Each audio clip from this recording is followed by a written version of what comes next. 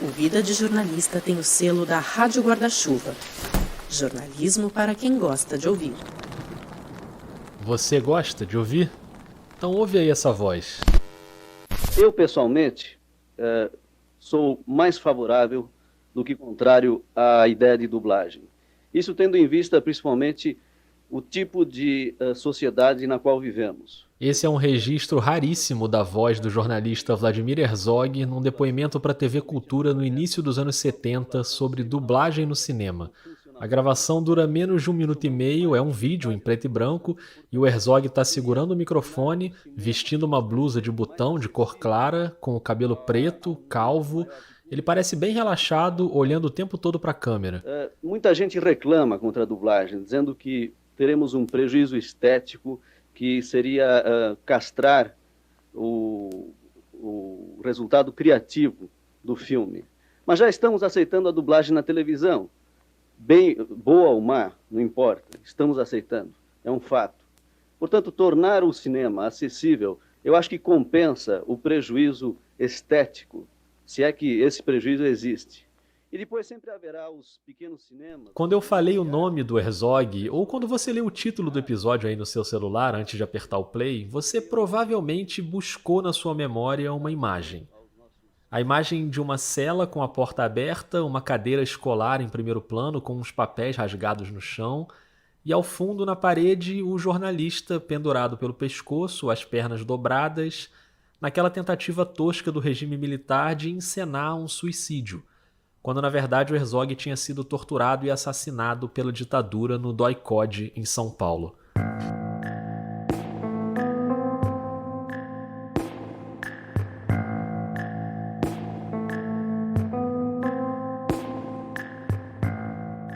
Essa imagem é muito conhecida e essa é a primeira e última vez que a gente vai falar dela nesse episódio. Não foi por acaso que eu abri o episódio com a voz do Vlado, o Vlado vivo, porque é esse Vlado que eu quero te levar para conhecer hoje. O repórter que começou brilhando no jornal Estado de São Paulo, o grande editor de cultura na revista Visão, o homem de rádio na BBC de Londres, o diretor na TV Cultura, o Vlado jornalista. E é claro que eu não vou sozinho nessa jornada, vou chamar 2 pessoas para contar essa história. Já quero agradecer e dar as boas-vindas ao Ronald Sclave. Rodrigo, eu que agradeço essa possibilidade de participar do Vida. E também ao Luiz Ludmer. Oi, Rodrigo, é um prazer estar aqui com você. Agradeço muito o convite. O Ronald e o Luiz estão envolvidos numa pesquisa enorme que hoje está disponível no site acervovladimirerzog.org.br, uma coleção de documentos, fotografias, vídeos, correspondências e, na parte que mais interessa pra gente, muitos registros de cada uma das etapas da carreira jornalística do Vlado. Então eu escolhi essa semana tão importante porque o Vlado completaria 84 anos no domingo, dia 27 de junho, e a Clarice, esposa dele, faz 80 anos um dia depois da publicação desse episódio, na quinta-feira, 1º de julho. Se você estiver ouvindo, Clarice, parabéns pelo aniversário e pela luta durante esses anos todos.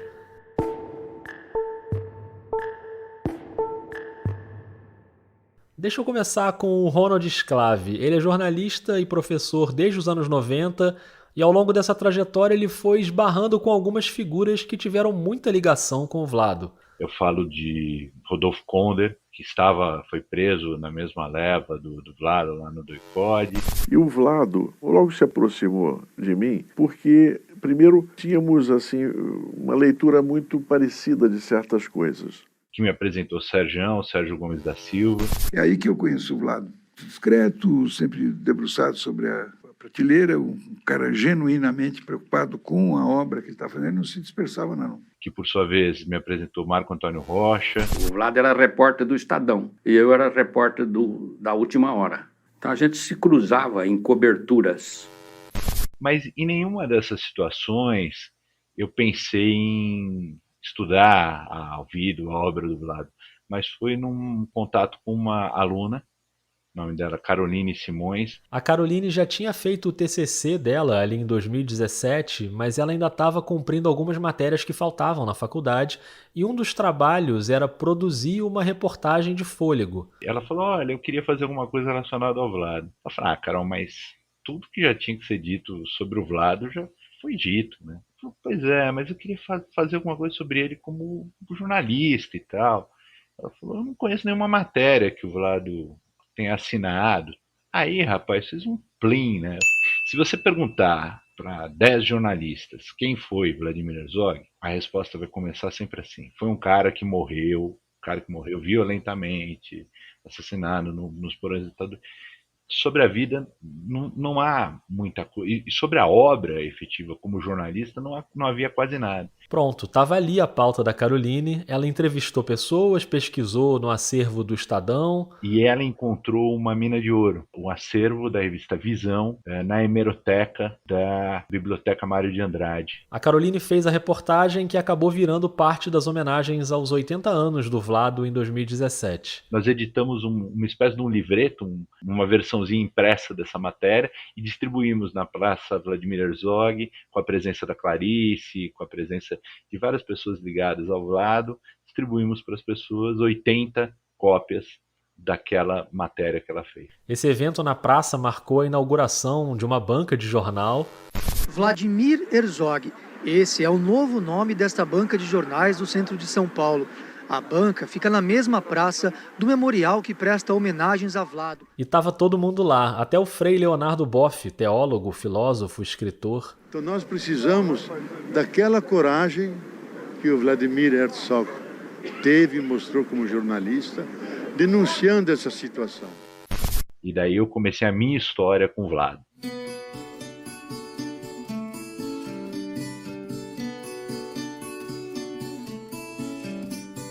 O Ronald fez alguns mergulhos na hemeroteca para entender o que tinha sido a passagem do Vlado pela revista Visão, e logo depois, em 2019, veio uma mostra do Itaú Cultural chamada Ocupação Vladimir Herzog, que fez uma imersão profunda na trajetória do Vlado. E essa imersão teve entre os curadores o professor Luiz Ludmer. Eu já vou chamar o Ludmer para o nosso papo aqui, mas naquele momento o Ludmer pediu para o Ronald dar um depoimento na mostra, contando essas primeiras impressões sobre a pesquisa da revista Visão. Várias outras pessoas também gravaram depoimentos. E o Itaú Cultural, então, além de fazer uma linda mostra, que foi a mostra mais vista daquele ano, do Itaú Cultural, além de fazer isso, ele financiou o acervo virtual Vladimir Herzog, com todo o material sobre vídeo e obra. Aí sim eu passei a integrar a equipe que levantou esse acervo. E agora sim eu chamo o Luiz Ludmer. Bom, vamos lá, Rodrigo. Vamos nessa, para a gente entender melhor o que tem no acervo levantado por essa equipe de pesquisadores. Dentre os pesquisadores, o Ronald, que está aqui nesse episódio também, a quem eu agradeço muito pela colaboração, porque ele fez uma pesquisa bastante relevante, profunda, acho que inédita também, da revista Visão, da produção do Vlado como editor da revista Visão. Aliás, sua trajetória desde redator e colaborador até ser incorporado na equipe. Nessa semana da publicação do episódio, para marcar os 84 anos do nascimento do Vlado e o aniversário de 80 anos da Clarice, o Instituto Vladimir Herzog lançou a campanha Duas Vidas, Uma Só Luta. O site foi reformulado, está com um site novinho, e o acervo ganhou mais de 200 itens novos, sem falar no documentário sobre a vida da Clarice, com lançamento no dia 1º de julho, às 7h30 da noite, no canal do Instituto no YouTube. O acervo tem hoje mais de 2.000 itens. Em sua maior parte fotografias, mas há algumas centenas de documentos que são a totalidade das matérias jornalísticas ou publicadas em jornais ou periódicos, como a Revista Visão, onde o Vlado trabalhou. É uma delícia ficar navegando pelo acervo, tem de tudo ali, e tudo muito bem organizadinho, desde carteiras de trabalho, os registros dos veículos por onde ele passou, certidão de nascimento. Aliás, na certidão de nascimento dá para ver, se você ainda não sabe, que Vlado não é um apelido carinhoso para Vladimir. Vlado era o nome dele, de verdade.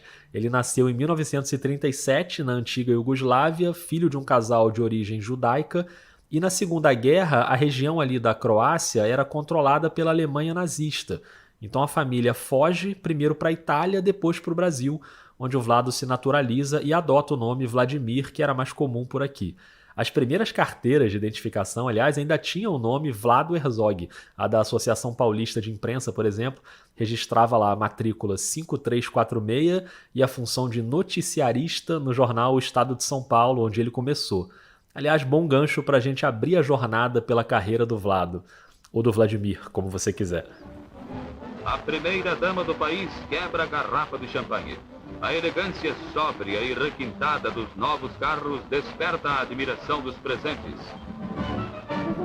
Você consegue deduzir o que era esse evento aí? Vou te dar uma dica. Foi em 21 de abril de 1960. A seguir, o presidente Kubitschek, Dona Sara e o Dr. Israel Pinheiro deixam o catetinho para dar início às primeiras solenidades inaugurais da nova capital. Pois é, era a pomposa inauguração de Brasília. Em automóveis, chegaram à nova capital brasileiros de todos os rincões da pátria para assistir à mudança da capital.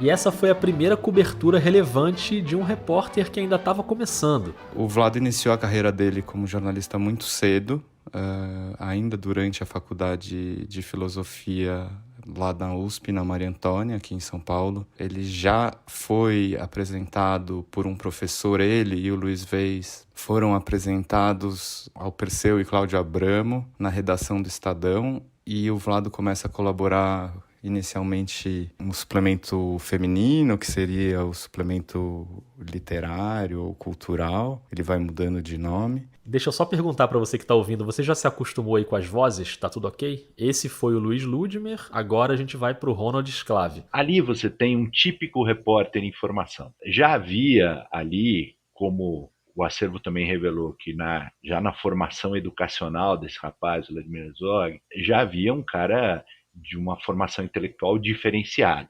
Rapidamente, um FOCA, como nós chamamos, foi colocado para cobertura de nada menos do que a inauguração de Brasília. E ali era um Vlado de 22 anos que tinha começado no Estadão no ano anterior. E você percebe que muito jovem, ele já tem uma capacidade crítica e um senso crítico bastante desenvolvido sobre a cultura brasileira. Então ele fala sobre cinema, que é uma coisa que ele gosta, teatro, mas ele cobre, por exemplo, a vinda do Sartre ao Brasil, né? A famosa Conferência de Araraquara. Isso também foi em 1960, quando Jean-Paul Sartre e a Simone de Beauvoir, filósofos e escritores franceses, passaram 2 meses no Brasil e visitaram mais de 10 cidades. No aeroporto de Congonhas, chegando a São Paulo, Jean-Paul Sartre, em companhia de sua esposa, a escritora Simone de Beauvoir.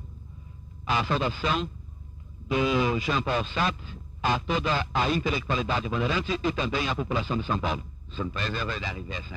Esse áudio de uma imagem maravilhosa da TV Tupi com um monte de gente na pista do aeroporto, e o repórter nota que tem uma faixa enorme falando da Revolução Cubana. Aqui está uma faixa dizendo: o povo paulista saúda em Sartre o defensor da Revolução Cubana. E cabe uma pergunta então, já que ele esteve em Cuba. Mas o tradutor queria interromper a entrevista, porque o homem estava cansado da viagem, e o repórter da TV tentando arrancar uma declaração ali de qualquer jeito. A finalidade da Revolução Cubana. O Jean-Paul Sartre fará uma conferência coletiva hoje, né? Para os telespectadores apenas... Ele está muito fatigado.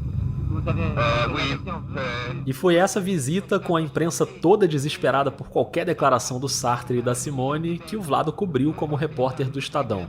Então não era qualquer repórter que a família Mesquita escolheria ou dotaria de ser o representante que cobriria essa vinda do Sartre ao Brasil, principalmente porque houve um jantar do Sartre com os Mesquita depois na fazenda deles no interior de São Paulo. Jean-Paul Sartre acha que a Revolução Cubana segue naturalmente o rumo que deveria seguir, e somente somente esse rumo é que deve ser dado. E tudo o que Fidel Castro está fazendo é exatamente correto.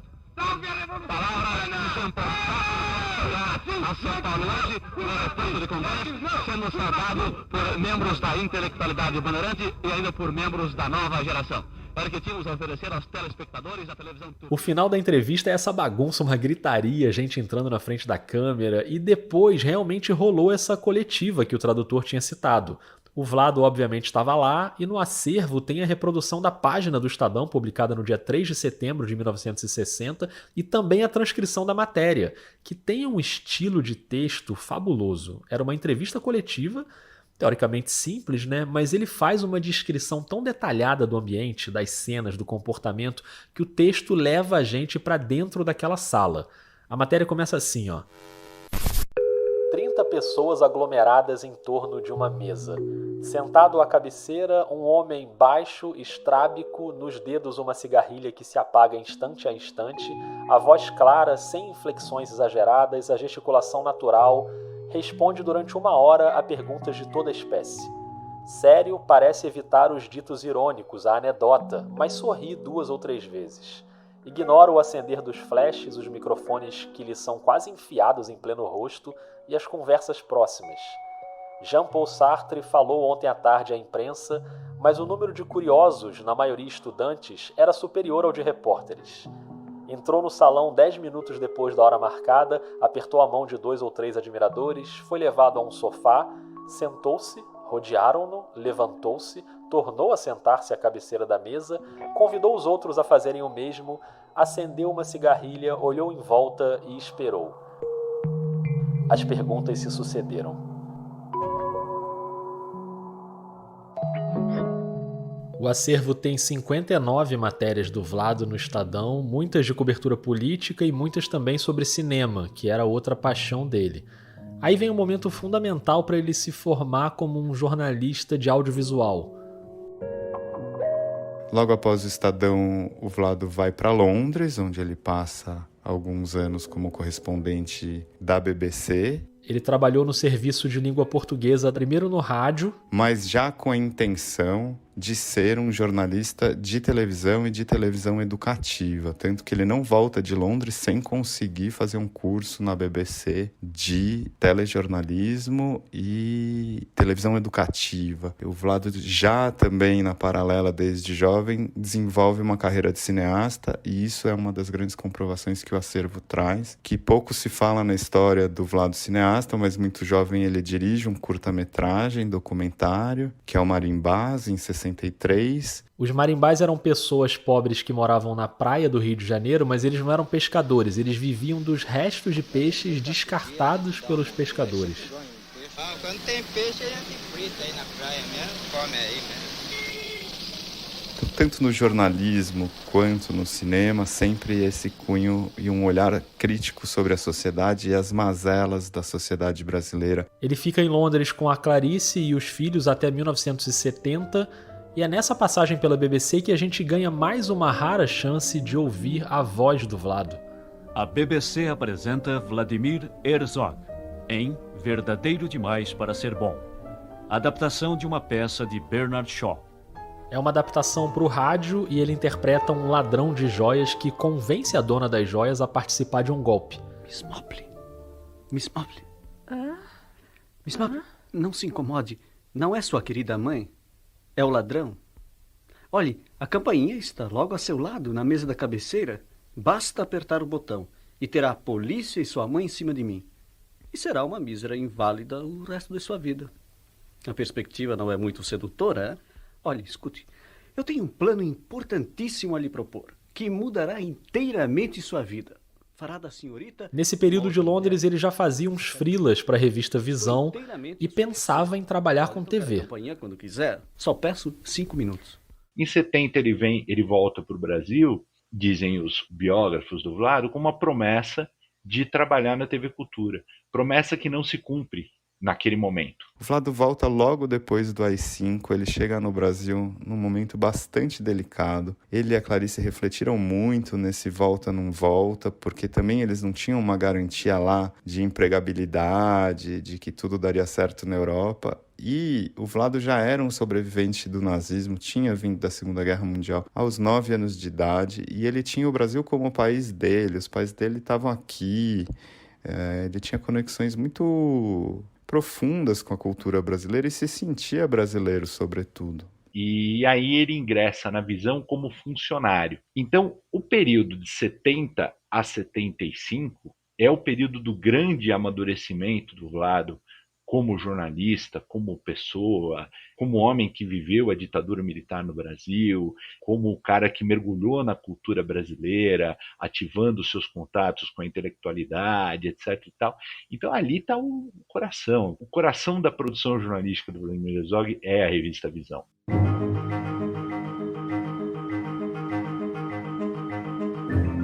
É esse coração que a gente vai visitar a partir de agora. A Visão era uma revista singular, a começar pelo fato de que era de direita na parte de economia, mas de esquerda na parte de cultura, onde o Vlado assumiu como editor. A Visão ocupa um lugar no mercado de revistas que ainda não tinha sido ocupado. Você tinha, por exemplo, a Veja, fazendo um jornalismo meio time, um resumo da semana. Você tinha a Realidade, com aqueles mergulhos gigantescos de reportagem, lá Zé Hamilton Ribeiro e tal. Só que você não tinha uma revista de informação como a Visão. Então a Visão se consolidou como uma revista de informação de uma periodicidade um pouco mais larga. Ela começa semanal, depois ela vira quinzenal. Ela tem essa periodicidade um pouco mais larga, essa possibilidade de examinar a realidade. Era uma redação pequena, diferente de outras redações daquela época, que tinham muita gente, mas era um time de altíssimo nível. Era um dream team, né, cara? Era um negócio do outro mundo. Você tinha Miguel Urbano Rodrigues, em Nova York, correspondentes como Paulo Francis, por exemplo, colaboradores da revista do peso de Ruth Cardoso. Você tinha, entre os jornalistas, claro, o Marco Antônio Rocha, como editor de economia, o Luiz Vez, editando política. Enfim, era um timaço incrível reunido ali, pensando a edição com muito carinho. E nasce ali uma dupla histórica para o jornalismo brasileiro, uma ponte aérea entre Vladimir Herzog e Zuenir Ventura. O Vlado e o Zuenir eram uma dupla, o Zuenir do Rio de Janeiro e o Vlado em São Paulo, que debatiam a cultura brasileira no meio dos anos de chumbo ali, esses anos turvos, conturbados da ditadura, debatiam sem censura, escancaradamente, a crise da cultura brasileira. Nós nos conhecemos, Vlado e eu, e quando eu fui, enfim, para a Visão, em 1970. Esse é o depoimento do Zuenir Ventura na mostra do Itaú Cultural. E surgiu desse companheirismo, desse trabalho, uma amizade muito sólida. O Vlado, eu ficava na casa do Vlado, dormia dentro da casa do Vlado, porque a gente ficava discutindo matéria, fazendo pauta, né? E ele chegou a passar um carnaval lá em casa. Né? E o Vlado e o Zuenir eram excelentes editores, que é uma questão pouco debatida hoje na imprensa, mas o papel do editor é muito importante para pegar os textos de todos os colaboradores ou eventuais, e mesmo dos seus redatores da casa, e lapidar esses textos com essa equipe para chegar numa qualidade alta. Eu acho que essa era a grande potência da seção de cultura da revista Visão. Era a qualidade do texto. Engraçado, naquela época contratavam muito um freelancer, inclusive, para fazer matéria, e eu acho que isso também tem um pouco a ver com a formação desse Vlado mais editor do que propriamente repórter, como descreve Zuenir Ventura, etc. e tal. Quer dizer, no caso a gente também tinha essa identidade de termos culturais. Ele era editor de cultura, eu era o chefe da sucursal, quer dizer, da redação da sucursal, mas na verdade, quer dizer, todo o meu interesse, aliás, o interesse meu durante toda a minha vida profissional foi a cultura. Então tudo para mim passa pela cultura. Então a gente, essa afinidade, inclusive, a gente tinha, né? Quer dizer, nosso interesse era o interesse cultural. Então essa era a discussão, entendeu? E as matérias que fizemos juntos, que ele editou e que eu fiz ou fizemos juntos, foram matérias culturais, né? Entre essas matérias, dá pra gente dizer que houve uma trilogia em 71, 72 e 74, com reportagens analíticas fundamentais sobre o panorama cultural brasileiro. A primeira talvez seja a mais importante do Vlado. Feita a 4 mãos por ele e por Zuenir Ventura, batizada como uma matéria do vazio cultural e tal. Um tom muito crítico em relação ao desenvolvimento cultural brasileiro. Essa matéria, conhecida como a do vazio cultural, completa nessa semana da publicação desse episódio 50 anos. Ela está na edição da revista de 5 de julho de 1971. A capa era uma mulher com uma venda nos olhos e a frase: "O que há com a cultura no Brasil?". O primeiro parágrafo era assim, ouve só. Respondendo a um questionário distribuído por Visão no princípio do ano e organizado com o objetivo de fazer o balanço cultural de 1970, muitos intelectuais manifestaram sua decepção e pessimismo em relação ao passado recente e preocupação em relação ao futuro. A conclusão revelava que a cultura brasileira estava em crise. Contrastando com a vitalidade do processo de desenvolvimento econômico, o processo de criação artística estaria completamente estagnado. Um perigoso vazio cultural vinha tomando conta do país, impedindo que, ao crescimento material cujos índices estarrecem o mundo, correspondesse idêntico desenvolvimento cultural. Enquanto o nosso produto interno bruto atinge recordes de aumento, o nosso produto interno cultural estaria caindo assustadoramente. E com métodos jornalísticos que hoje a gente não usa. Por exemplo, a primeira matéria do Vazio Cultural, ele e o Zuenir fizeram um questionário e distribuíram para as principais cabeças, para os principais intelectuais brasileiros. E esses intelectuais não foram citados na matéria, isso é muito engraçado também. Eles meio que protegeram esses intelectuais e constataram o tal do vazio cultural na época. E a trilogia continua fazendo um retrato da cultura brasileira no início dos anos 70. Aí você tem uma outra matéria em 1972, que fala sobre independência cultural, que já tem um tom de retomada. E a matéria de 74, pouco tempo antes dele morrer, já fala de uma efetiva retomada cultural, de uma esperança em relação ao momento que estava se desenhando, o momento político brasileiro. Tinha essa vontade que o Brasil tinha, de se libertar, de fazer melhor, de fazer diferente, de encontrar a liberdade, que para nós jornalistas é tão fundamental e importante. Eu acho que tinha essa vontade de fazer o novo. Inclusive um jornalismo novo. Eu acho que o Vlado desenvolveu um jeito de cobrir cultura nesse país. A forma como o jornalismo cultural era praticado por ele naquele momento é muito significativa, é muito importante, precisa ser melhor estudada, porque nós tivemos uma cobertura. Se você pegar 3 matérias, essas que eu citei, a do Vazio Cultural, a de 1972 e a de 74, essa trilogia de matérias sobre cultura, e ler essas 3 matérias na sequência, e eu estou falando de matérias com mais de 60 páginas de revista, você vai ver um retrato da cultura brasileira naquele tempo. É quase um livro sobre cultura brasileira contemporânea. E aí o Vlado finalmente consegue ir para a televisão.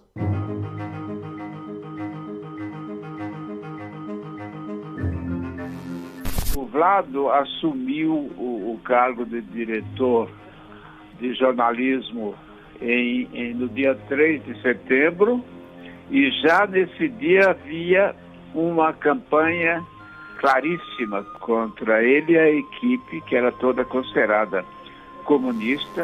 Essa voz é do Audálio Dantas, grande jornalista brasileiro, que morreu em 2018, autor do livro As Duas Guerras de Vlado Herzog, da perseguição nazista na Europa à morte sob tortura no Brasil. Nesse áudio, o Audálio fala do momento em que o Vlado assume a direção da TV Cultura. Isso acontece em 1975 e poucos meses depois ele é assassinado. Mas daqui a pouquinho a gente conta o último capítulo dessa trajetória jornalística.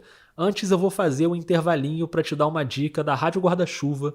E o episódio de hoje tem uma ligação direta com a Guarda-Chuva, porque a Juliana Dantas, do podcast Finitude, é filha do Audálio Dantas, que a gente acabou de ouvir, contemporâneo e biógrafo do Vlado.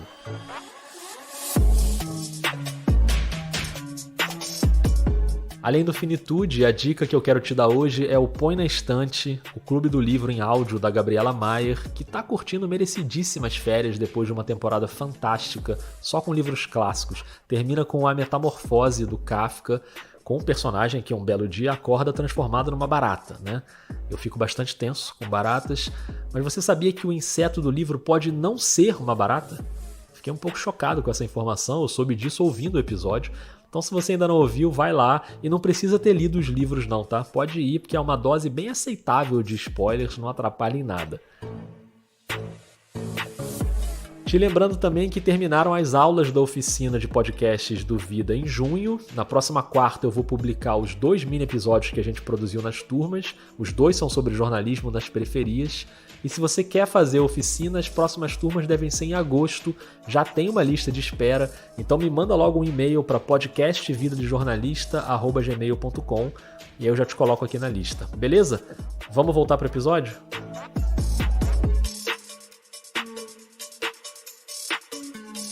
Até agora tá dando para acompanhar direitinho aí a linha do tempo? Deixa eu recapitular aqui para você. O Vlado começa no Estadão em 1959, aí vem as coberturas da inauguração de Brasília, da visita do Sartre, depois ele vai para Londres, trabalha na BBC e colabora como freela para a revista Visão. Em 1970 ele volta para o Brasil com a promessa de ir para a TV Cultura, mas não rola, e ele fica fixo na Visão de 70 a 75, redefinindo ali o jornalismo cultural no Brasil. E no meio desses 5 anos aí, de 70 a 75, tem um período que ele acumula o trabalho na revista com uma primeira passagem pela TV Cultura, em 1973, quando ele é recrutado pelo amigo Fernando Pacheco Jordão, que esteve com ele em Londres, para ser um dos editores do telejornal Hora da Notícia. Ao mesmo tempo na Visão da Cultura, já não mais como colaborador, mas no caso da Visão como editor de cultura da revista Visão, e sim, ele trabalhava junto com o Fernando Pacheco Jordão nesse telejornal, que foi um telejornal que até hoje, para quem estuda telejornalismo, para quem gosta de telejornalismo, telejornal que fez história no telejornalismo brasileiro. 1 em cada 7 operários é atingido por acidente anualmente no Brasil. Essa é uma das conclusões do 12º Congresso Nacional de Prevenção de Acidentes. Segundo o Congresso, os setores que mais provocam acidentes são derivados de petróleo, mineração, indústrias metalúrgicas e construção civil. Você vai ver, nessa reportagem especial de Hora da Notícia, como trabalham os operários de um desses setores, o da mineração. Esse tipo de assunto não era muito comum nos telejornais da época, ainda mais na TV pública. A seguir pela TV Cultura, MPB Especial, hoje com Paulo César Pinheiro. Hora da Notícia volta amanhã às 12h30 com a sua edição da tarde. Até lá. Então é claro que essa linha editorial que fugia do padrão começou a incomodar. Em dezembro de 74 o jornal é extinto, o Fernando Pacheco Jordão é demitido e a equipe é desfeita. O Vlado continua na revista Visão e ele volta à TV Cultura menos de um ano depois, em 3 de setembro de 75, para assumir a direção de jornalismo do canal. Mas a repressão já estava muito atenta e há muito tempo. A prisão dele se dá em 75. Mas a gente sabe que o Vlado, desde 67... aparece fichas sobre o Vlado. Como a gente ouviu o Audálio Dantas dizendo ainda há pouco, nessa passagem final pela Cultura, o Vlado e boa parte da equipe já eram filiados ao PCB. Partido Comunista Brasileiro, que recusava a luta armada. Preciso sempre deixar isso claro, né? Porque nesses momentos de revisão histórica que a gente está vivendo aí, de negacionismo histórico, é bom a gente deixar isso muito claro. O Vlado jamais pegou em armas, enfim, nada disso. Era um partido pacifista, né, por definição. E é claro que isso não impediu aquela repressão violentíssima. Em 1975, pelo menos 12 jornalistas foram sequestrados, presos e torturados. O Herzog, que não tinha nada a ver com a luta armada, fez um acordo e se apresentou voluntariamente ao DOI-CODE. Havia uma ilusão que a repressão agiria apenas em reação àqueles que aderiram à luta armada, né? Mas era muito mais profundo que isso, né, Rodrigo? Eu acho que a repressão agia contra a inteligência, agia contra o pensamento. Só que aí a tragédia de outubro de 75 todo mundo conhece. E o Vlado tinha 3 meses que ele tinha assumido a direção de jornalismo da TV Cultura. Então termina assim a vida do Vlado. Termina com um assassinato brutal por agentes de Estado que tentam negar e forjar um suicídio. E depois, com a reação espetacular do Sindicato de Jornalistas Profissionais do Estado de São Paulo, presidido pelo Audálio Dantas, que leva ao ato ecumênico, e eu acho que aquele ato ecumênico é a marca do início do fim da ditadura militar.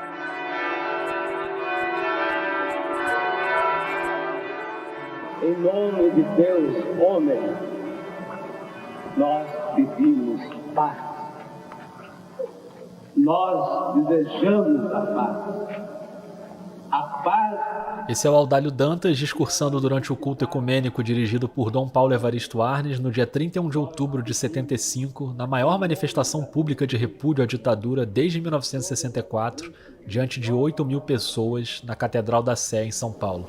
Eu quero fazer um apelo como a última homenagem neste momento de dor para todos nós, ao nosso irmão morto, ao homem morto, ao Deus homem morto, ao Deus que está em todos os homens. Silêncio. Aquele ato ecumênico reunindo milhares de pessoas na Catedral da Sé e na Praça da Sé de um modo geral, escancara, né, a partir da morte do Vlado, a tortura e a violência nos porões da ditadura militar, e a classe média brasileira, paulista e brasileira, tem o seu então havia uma ditadura, havia uma repressão atuante. Aquilo deixa claro, quando os principais líderes religiosos unidos falam assim, olha, estamos diante de uma morte violenta e não de um suicídio. Isso é fundamental, isso é muito importante.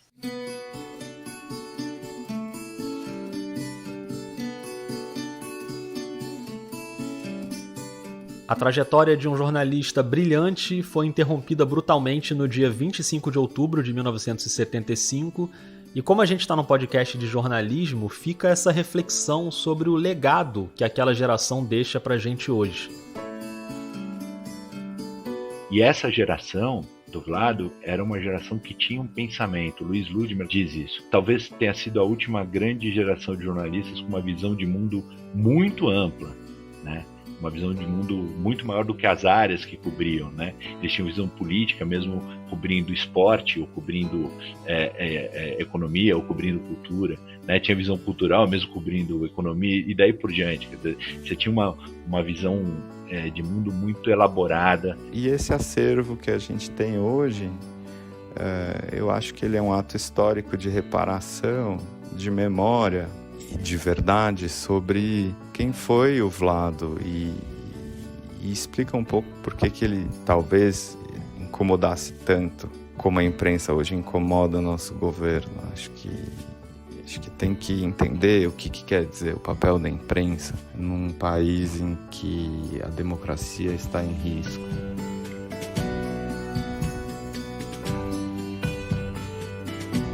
Obrigado, Ludmer, pelo acervo e por dividir um pouco dessa história com a gente aqui no Vida. Fica aqui, então, o meu agradecimento. Espero que os ouvintes aproveitem aqui um pouco da nossa conversa e fuçem lá o site. Fica mais uma vez essa dica para você ir lá no acervovladimirherzog.org.br, uma quantidade incrível de documentos históricos, lembrando sempre da ajuda do Instituto Vladimir Herzog, da Clarice e dos filhos Ivo e André. E agradeço também ao Ronald Sclave, adorei nosso papo. Eu adorei também, valeu, querido, obrigado.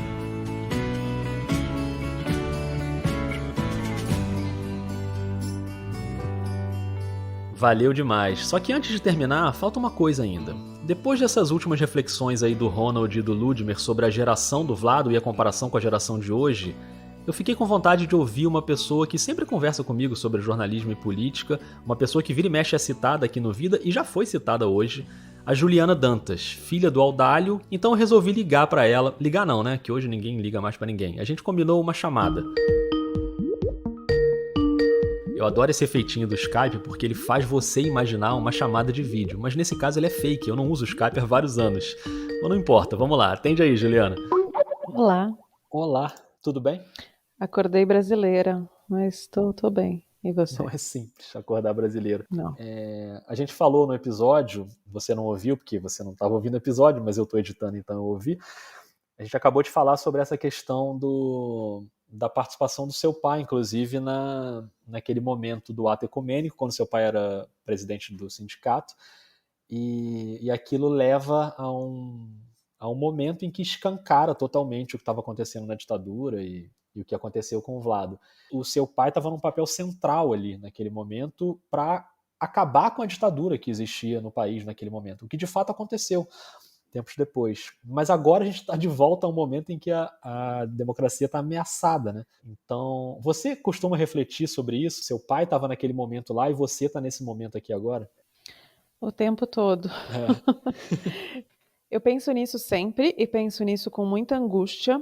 E, na verdade, desde o ano de 2018, foi curioso, porque o meu pai ele morreu em maio de 2018 e aquelas fatídicas eleições se consolidaram em novembro de 2018. E durante o processo eleitoral eu lembro de chorar várias vezes, literalmente de chorar, pensando que muita gente, muitos amigos do meu pai tinham morrido num regime ditatorial e muitos ainda vivos que foram barbaramente torturados naquela época. Então, aquele ano para mim foi muito emblemático, porque de certa forma, de um jeito meio torto, eu agradeço por meu pai não ter ficado para ver, sabe? E essa maior angústia foi ter visto, assim, ter crescido vendo essas pessoas que lutaram a duras penas contra o regime, pela democracia, pela liberdade de expressão, e aí do nada não, né? Mas vemos esse processo aí de tudo indo por água abaixo, né? E é muito bonito ao mesmo tempo ver como essas mesmas pessoas não perdem a esperança, elas continuam batalhando pelas mesmas coisas, e não só por elas, mas por uma sociedade, por um coletivo e por uma liberdade coletiva e individual que a nossa geração talvez não esteja capaz, né, de lutar por. E uma coragem, assim, né? Porque o que acontece ali é você lutar para expor aquilo que tinha acontecido, e não só o seu pai, mas todos aqueles jornalistas que estavam ali, não jornalistas também, religiosos inclusive, é um ato de uma coragem que é assustadora até, né? Que você realmente corria um risco claríssimo de ser morto, né? Então, se eu, que não tenho nenhum vínculo familiar com ele e tal, já fico super orgulhoso de ouvir as histórias, imagino você, né? O meu pai, na época, ele adotou uma estratégia. Ele era altamente fichado, né? Fichado não, né? Monitorado. Mas aí, na época, ele adotou uma estratégia que era: vou permanecer em evidência, vou colocar a boca no trombone o tempo todo, porque se sumirem comigo, logo vão perceber, vão dar falta. E é curioso, né? Porque é um paradoxo. Hoje a gente teria muito mais capacidade de articulação, considerando a internet, e hoje a gente está muito mais incapaz de se mobilizar. E eu não sei como sair desse cachorro correndo atrás do rabo, né? Hoje, acho que para grande parte dos jornalistas, ou pelo menos para os veículos de imprensa, não é tão óbvio que se posicionar contra esse governo não é uma questão partidária, e sim de civilidade, de civilização ou de marco civilizatório, né? Então, ainda hoje a gente vê muitos jornalistas reticentes em se posicionar, achando que é uma questão de partido, quando na verdade é uma questão de civilização contra a barbárie. E eu acho que na época, na ditadura, para os jornalistas era muito mais claro o que significava defender liberdade de expressão de fato. E hoje parece que está tudo muito difuso, parece que a gente ainda está falando numa lógica esquerda-direita, vermelhos e azuis. Agora pessoas se escondendo atrás dessa falácia de uma isenção e tal, quando na real você não está entre dois lados, né? O seu pai faria aniversário agora, né? Início de julho. 8 de julho. E eu dia 9. Que beleza. Então, parabéns para você, para o seu pai. Esse episódio fica aí de homenagem à família Dantas. Muito obrigada. É uma gentileza sua, como sempre, senhor. Valeu, Ju. Um beijo.